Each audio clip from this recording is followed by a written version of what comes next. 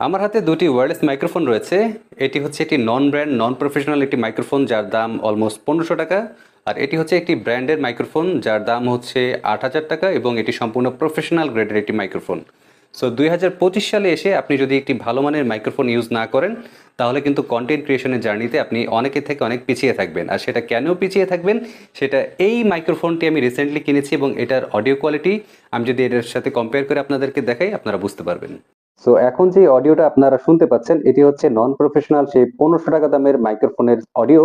So এটার sound quality actually আপনাদের কাছে বা আপনাদের কানে কেমন শোনাচ্ছে সেটা একটি ভালো মানের ইয়ারফোন কানে দিলে আপনারা বুঝতে পারবেন। সো এখন আমি সুইচ করে এইটাতে চলে যাব, দেন আপনারা দেখবেন এটাতে সাউন্ড কোয়ালিটি কেমন আসে।